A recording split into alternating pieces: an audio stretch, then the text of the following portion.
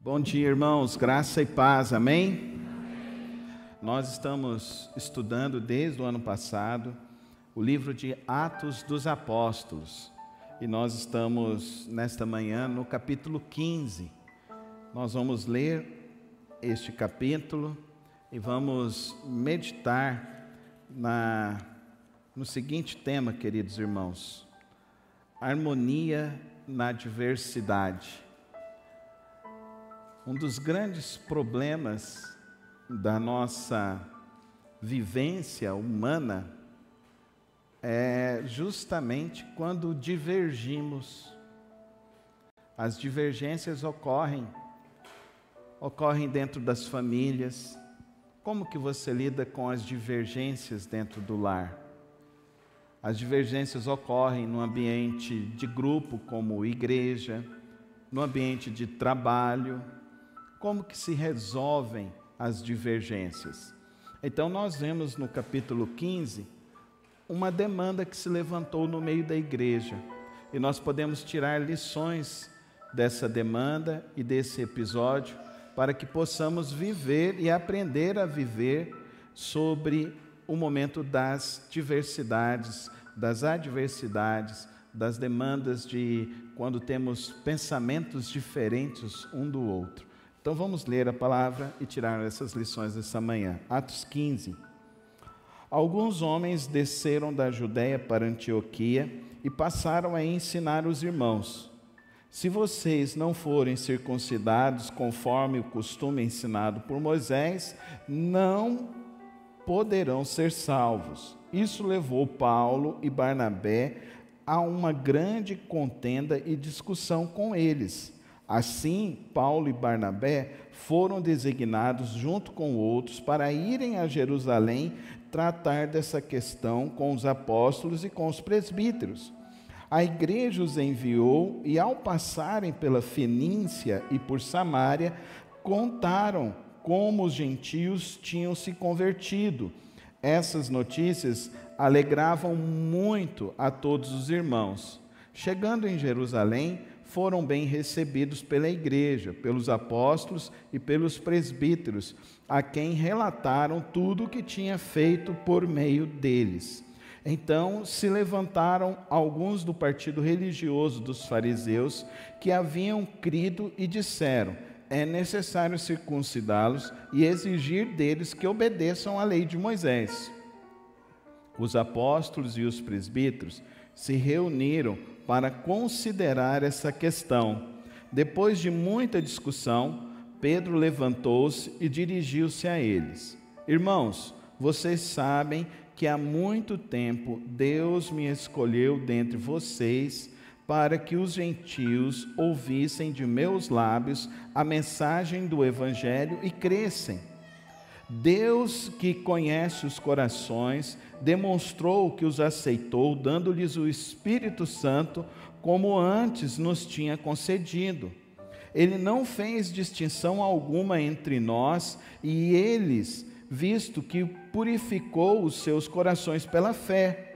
Então, por que agora vocês estão querendo tentar a Deus, pondo sobre os discípulos um jugo que nem nós, nem nossos antepassados conseguimos suportar? De modo nenhum cremos que somos salvos pela graça de nosso Senhor Jesus, assim como eles também.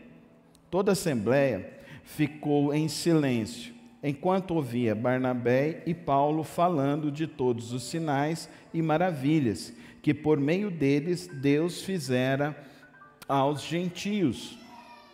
Quando terminaram de falar, Tiago tomou a palavra e disse: irmãos, ouçam-me.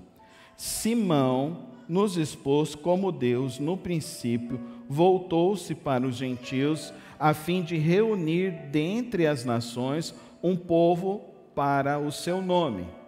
Concordaram com isso as palavras dos profetas, conforme está escrito: depois disto, voltarei e reconstruirei a tenda caída de Davi, reedificarei as suas ruínas e a restaurarei, para que o restante dos homens busque o Senhor e todos os gentios sobre os quais tem sido invocado o meu nome, diz o Senhor, que faz estas coisas conhecidas desde os tempos antigos.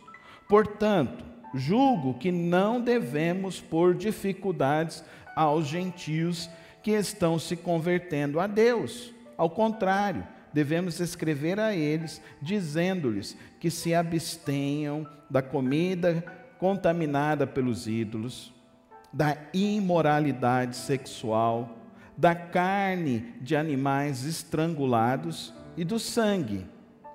Pois desde os tempos antigos, Moisés é pregado em todas as cidades, sendo lido nas sinagogas todos os sábados. Então os apóstolos e os presbíteros, com toda a igreja, decidiram escolher alguns dentre eles e enviá-los a Antioquia como Paulo e Barnabé. Escolheram Judas, chamado de Barsabas, e Silas, 2 líderes entre os irmãos.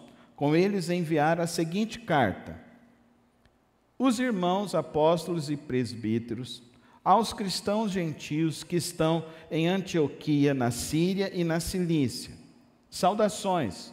Soubemos que alguns saíram de nosso meio, sem nossa autorização, e os perturbaram, transtornando a mente de vocês com o que disseram. Assim, concordamos todos em escolher alguns homens e enviá-los a vocês com nossos amados irmãos Paulo e Barnabé, homens que têm arriscado a vida pelo nome de nosso Senhor Jesus Cristo. Portanto, estamos enviando Judas e Silas para confirmarem verbalmente o que estamos escrevendo. Pareceu bem ao Espírito Santo e a nós não impor a vocês nada além das seguintes exigências necessárias: que se abstenham da comida sacrificada aos ídolos, do sangue da carne, de animais estrangulados e da imoralidade sexual. Vocês farão bem em evitar essas coisas, que tudo lhes vá bem. Uma vez despedidos, os homens desceram para Antioquia, onde reuniram a igreja e entregaram a carta. Os irmãos a leram e se alegraram com a sua animadora mensagem. Os Judas e Silas, que eram profetas, encorajaram e fortaleceram os irmãos com muitas palavras. Tendo passado algum tempo ali, foram despedidos pelos irmãos com a bênção da paz para voltarem aos que tinham enviado. Mas Silas decidiu ficar ali. Paulo e Barnabé permaneceram em Antioquia, onde com muitos outros ensinavam e pregavam a palavra do Senhor. Algum tempo depois, Paulo disse a Barnabé: voltemos para visitar os irmãos em todas as cidades onde pregamos a palavra de Deus, para ver como estão indo. Barnabé queria levar João também, chamado Marcos, mas Paulo não achava prudente levá-lo, pois ele, abandonando-os na Panfilha, não permanecera com eles no trabalho. Tiveram um desentendimento tão sério que se separaram. Barnabé, levando consigo Marcos, navegou para Chipre. Mas Paulo escolheu Silas e partiu encomendado pelos irmãos à graça do Senhor. Passou então para a Síria e pela Cilícia, fortalecendo as igrejas. Pai querido, Pai santo, lemos tua santa palavra nesta manhã, com reverência, ó Pai, e nesta hora, Santo Deus, suplicamos do teu precioso Espírito Santo, para compreensão, para apreensão e para, ó Deus, nos estimularmos nesta manhã pela Tua Palavra. Ajuda-nos nesta manhã a termos um entendimento claro do Teu querer e da Tua vontade para o nosso viver, em nome de Jesus. Amém e amém. Então, algumas coisas a gente precisa destacar aqui, né? A primeira coisa: houve um problema na igreja, então a gente não pode achar que a igreja não vai ter problema. Se você tem esse pensamento, pode tirar o seu cavalinho da chuva, porque a igreja vai ter dificuldades e nós já vemos isso aqui em Atos 15. Como a igreja resolve seus problemas? Eles resolvem reunião, conversa, diálogo, até chegar a uma conclusão. Qual que é a demanda inicial? A demanda, pessoas que querem colocar fardos espirituais na vida de outras pessoas. A gente vive uma intensidade muito grande desse tipo de situação que ocorre no meio das igrejas hoje em dia. Então, Jesus Cristo não é mais suficiente Salvador. Olha esta afirmação muito importante para mim e para você no verso 11. Cremos que somos salvos pela graça de nosso Senhor Jesus, assim como eles também. Vamos falar juntos? Cremos que somos salvos pela graça de nosso Senhor Jesus Cristo. Queridos irmãos, a salvação é única, exclusivamente em Cristo Jesus, pela graça, confiado em Cristo Jesus, crendo que Ele nasceu, morreu, ressuscitou ao terceiro dia. O que acrescentar a isso deve ser descartado. A salvação é pela graça, pela fé em Cristo Jesus. A primeira contenda que ocorre aqui é uma contenda doutrinária. E quando você não tem uma doutrina certa, você pode ser levado para um caminho de precipício. Por isso que nós precisamos estudar a palavra de Deus e compreender as doutrinas bíblicas, porque o nosso norte, a nossa bússola está na palavra de Deus. Aqui nós vemos uma coisa muito importante a gente destacar. Quem é o líder da igreja aqui? Porque o catolicismo romano afirma então que Pedro sempre foi o líder da igreja. Não é o que está relacionado aqui em Atos 15. Quem é o líder da igreja? Tiago. E quem é esse Tiago? Esse Tiago é o meio-irmão do nosso Senhor Jesus Cristo. Ele é o líder da igreja. Tanto é que ele fala por último, isso é o que ocorre sempre na reunião da sinagoga.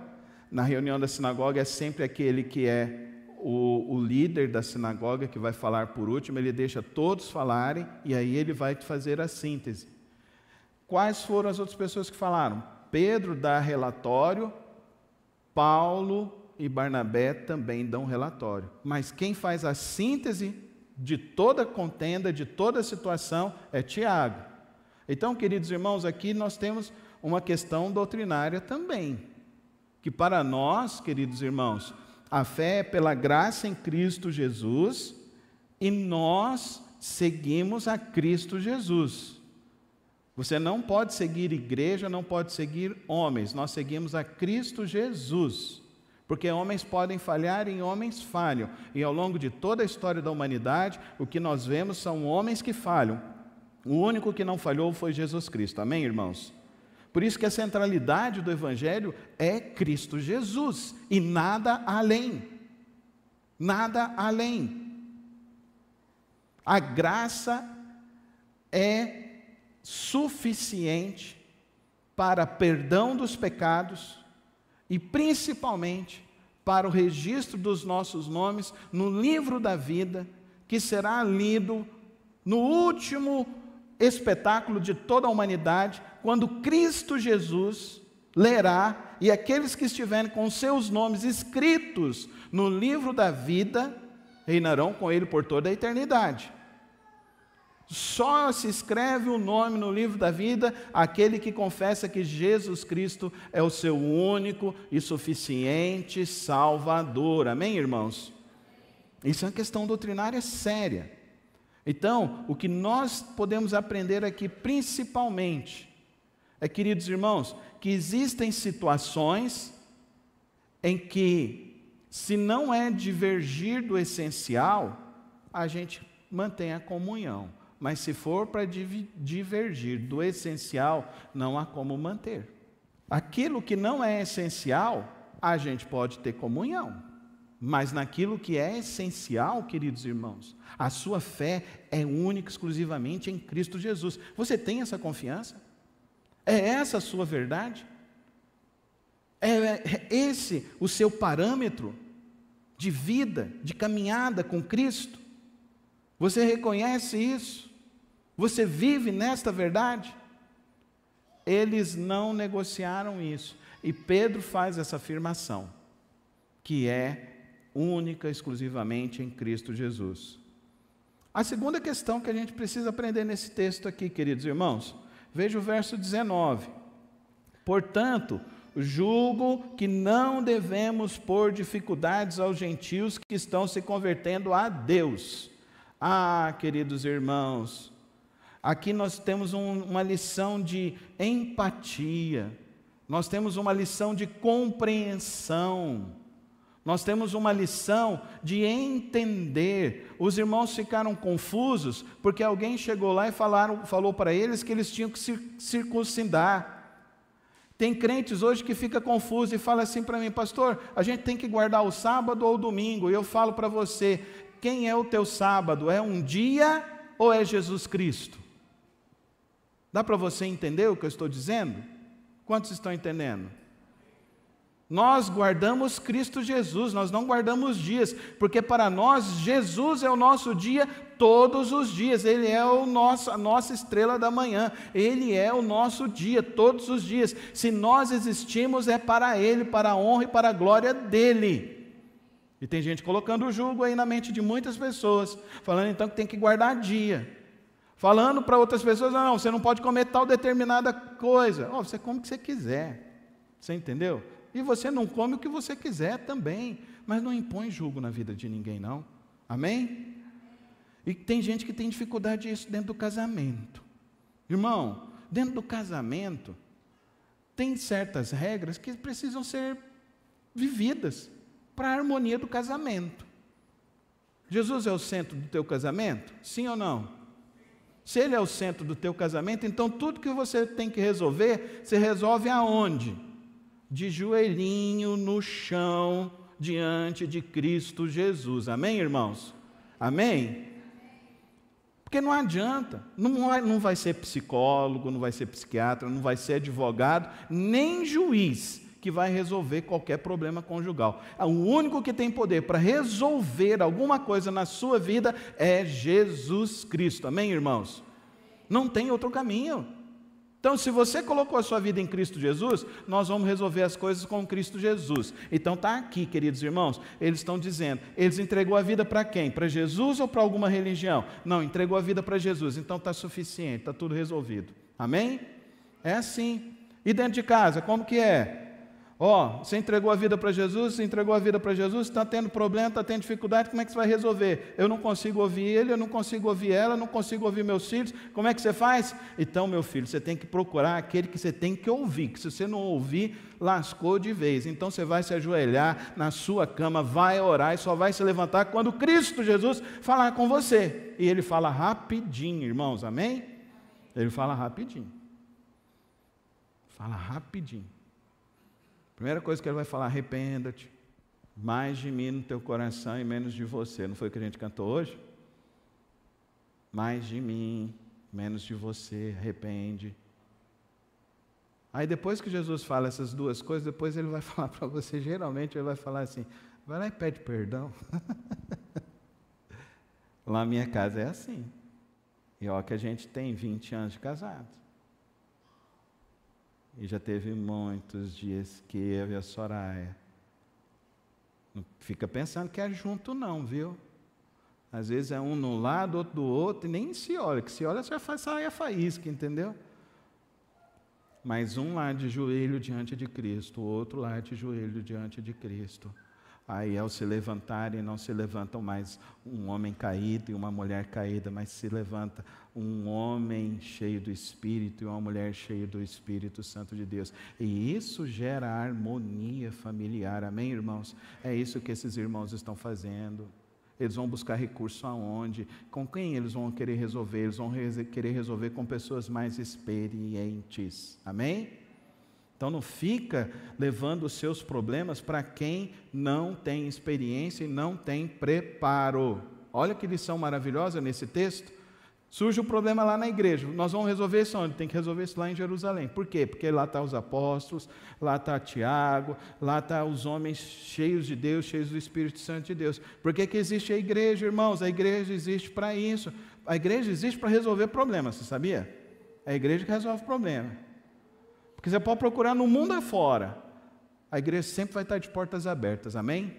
A igreja sempre vai estar de portas abertas. Porque aqui nós cremos naquele que resolve qualquer problema e qualquer adversidade, qualquer desentendimento. Nós cremos naquele que é o único que é capaz de resolver todos os problemas, que é Jesus Cristo. Amém, irmãos?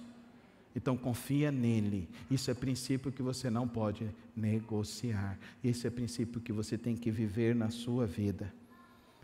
Agora, olha que interessante. Eles não vivem só no arrazoado. Veja o verso 28.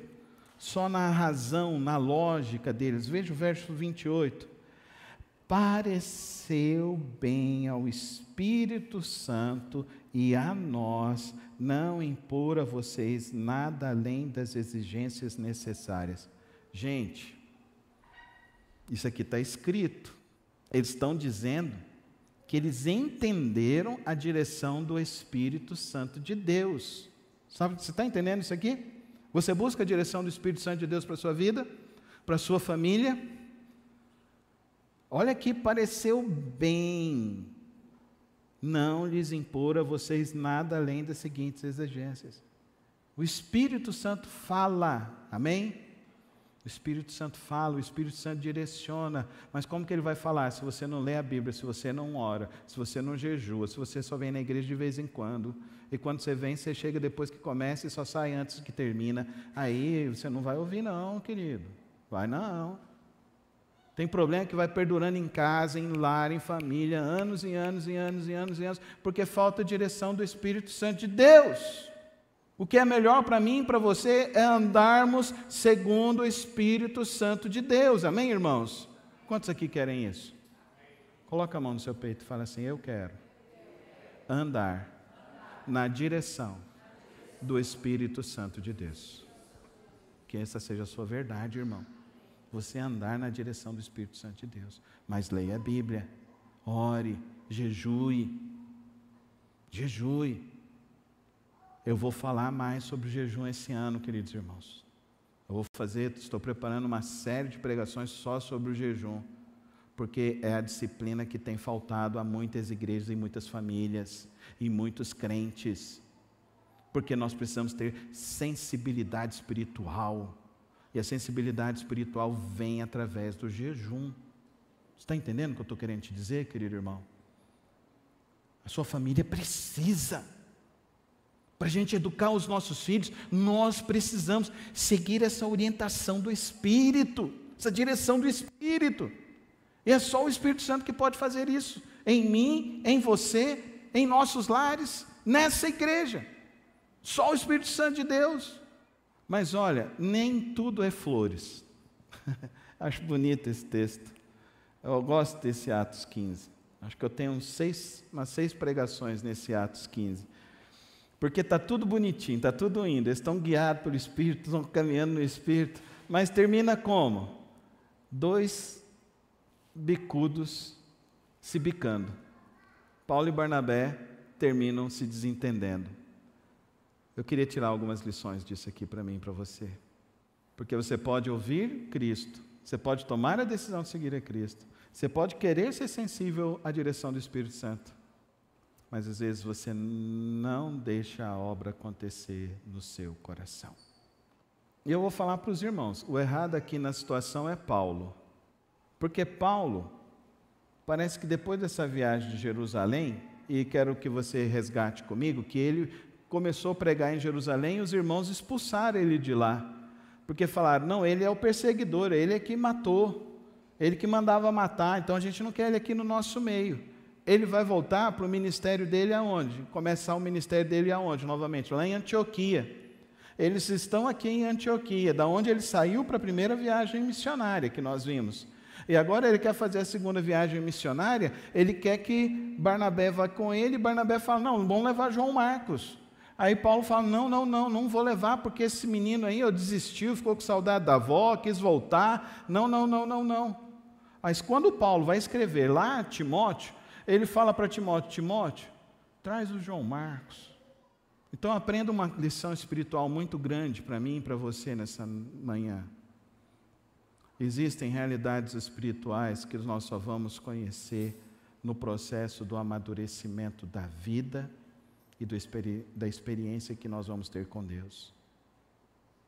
Aprende, querido irmão, maturidade espiritual não se faz à força.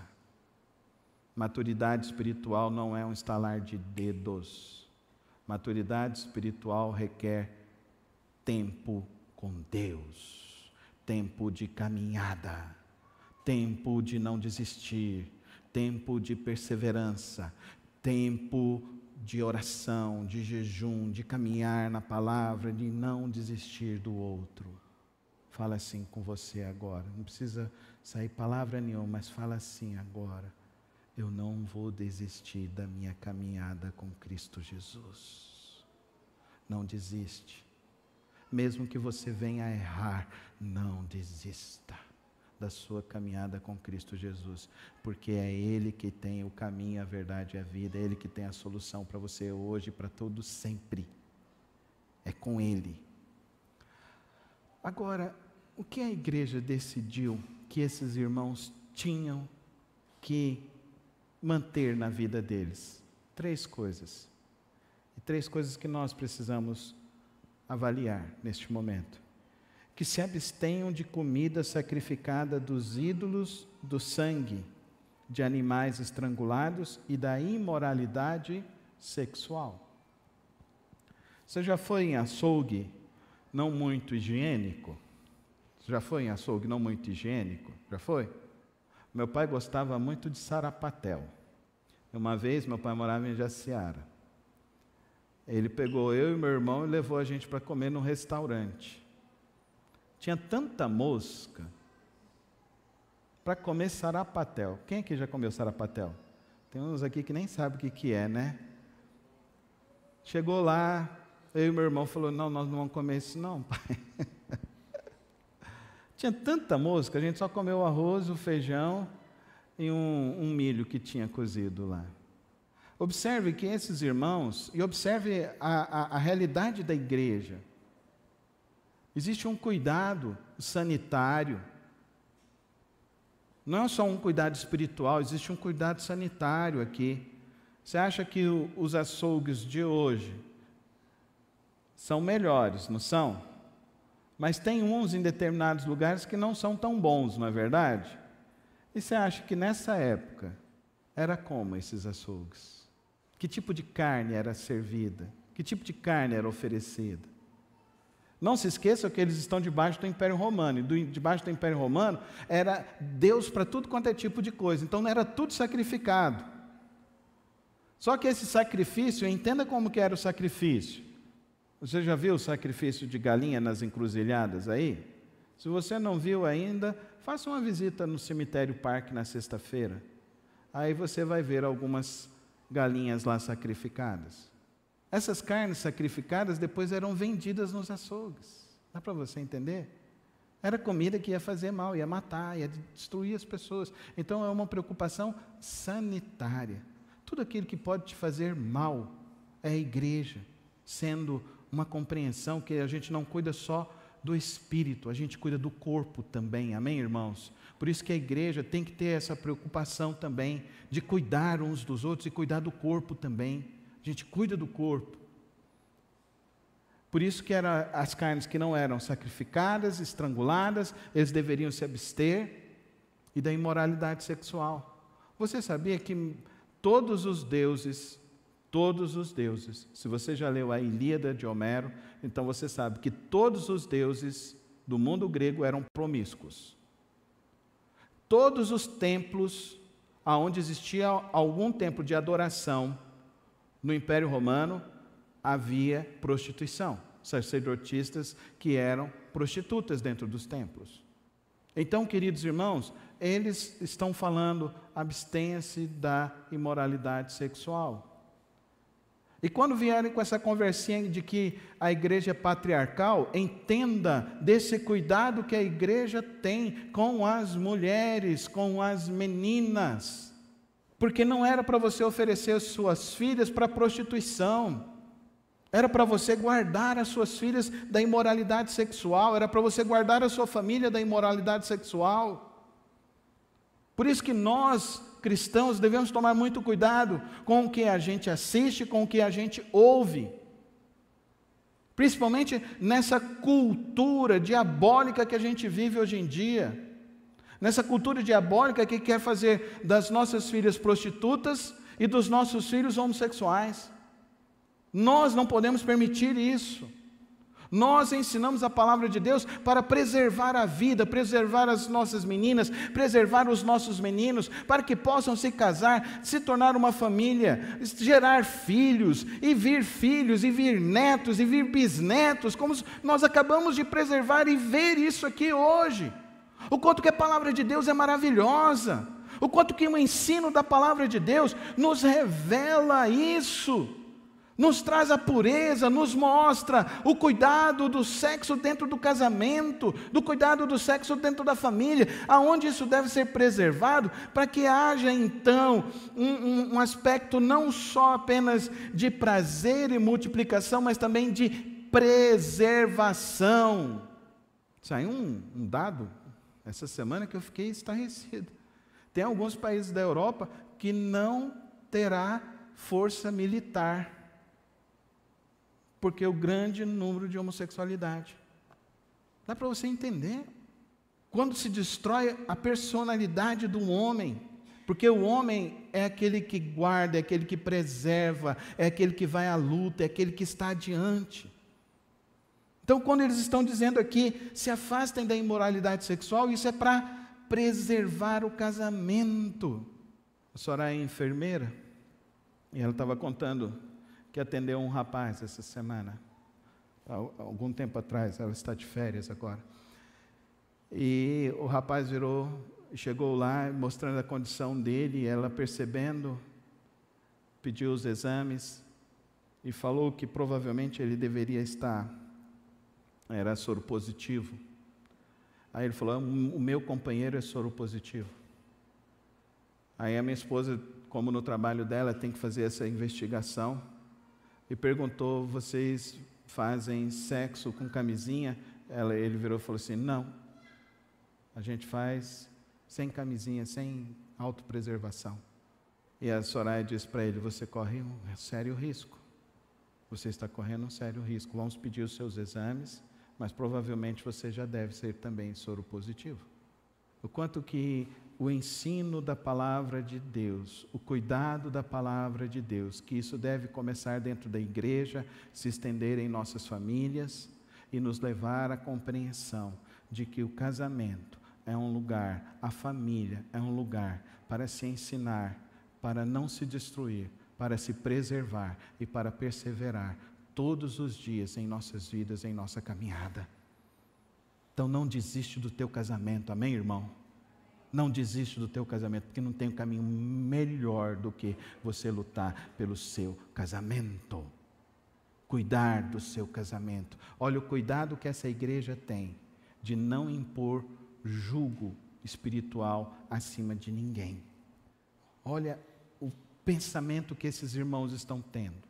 Olha o cuidado que esses irmãos estão tendo de cuidar da igreja e cuidar dos irmãos. Olha o ensino que essa igreja nos oferece, que nós não devemos estar acima de ninguém. Nós estamos todos abaixo de Cristo Jesus, amém, irmãos? Olha o ensino que essa igreja nos oferece. Havendo divergências e problemas, vamos procurar pessoas com mais sabedoria para nos ajudar a resolver as nossas dificuldades. Não sai contando a sua vida para gente que está com ideias erradas, irmão. Não faz isso não. Deus te colocou dentro de uma igreja. E louvado seja Deus que aqui você tem um lugar para te ajudar na caminhada. Não só com seu pastor, mas nós temos tantos irmãos aqui.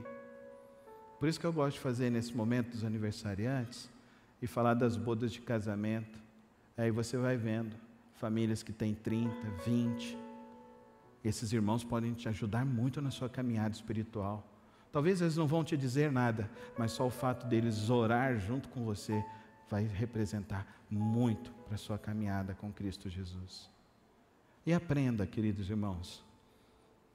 Às vezes a gente não resolve tudo. Amém? Amém? Irmãs, amém? Irmãos, amém? Às vezes a gente não resolve tudo. vai levar um tempo ainda para se resolver algumas coisas.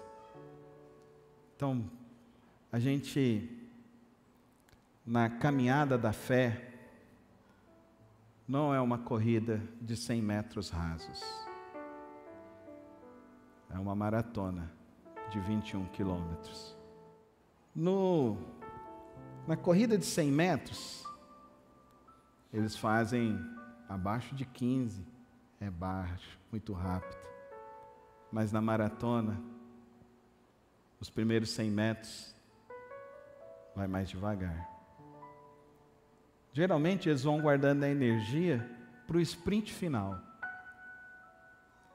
Tem tanta família, tanto casamento que gastou tudo no início e esqueceu que tem que somar anos. Que como bom vinho mais velho, ele é mais saboroso ao paladar, assim também é o casamento e a família. Quanto mais vai passando o tempo e os anos, mais ela vai se tornando harmoniosa, prazerosa para nós, para os nossos filhos, para as pessoas que estão ao nosso redor. Nesta manhã, nós lemos a santa palavra do nosso Deus, que nos desafia a buscarmos harmonia na diversidade. Que eu e você, na nossa caminhada e na nossa fé com Cristo Jesus, possamos andar firmes com Ele todos os dias. E lembre-se, só Jesus Cristo, só pela graça. Amém? Feche os teus olhos, vamos orar neste momento. O que você precisa hoje? À luz do que foi colocado e apresentado, qual é a necessidade hoje para a sua vida, para a sua vida espiritual, para a sua caminhada? Qual é essa necessidade que você precisa hoje? Você precisa de mais do Espírito Santo? Você precisa chegar mais às conclusões com o Espírito Santo de Deus? Então peça isso agora. Deus, me dá do teu Espírito Santo. Você precisa fazer um compromisso hoje com Cristo verdadeiramente e dizer: a minha vida é de Jesus. Faz isso agora, em nome de Jesus. Você precisa de uma renovação espiritual para a segunda parte da sua jornada? Pede isso agora. Ele vai renovar a sua fé e a sua força, em nome de Jesus.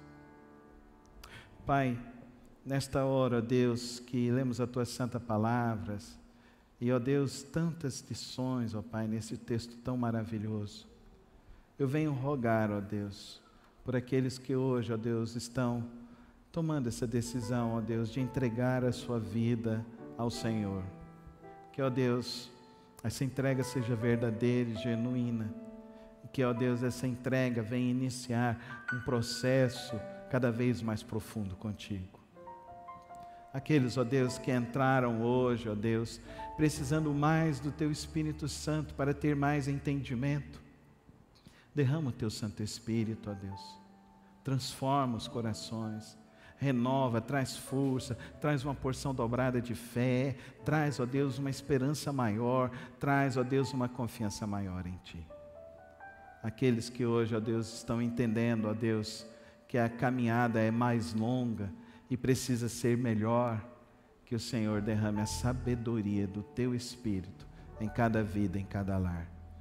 Eu sei, ó Deus, que é um início de ano, e eu sei, ó Deus, que temos muitas experiências para viver.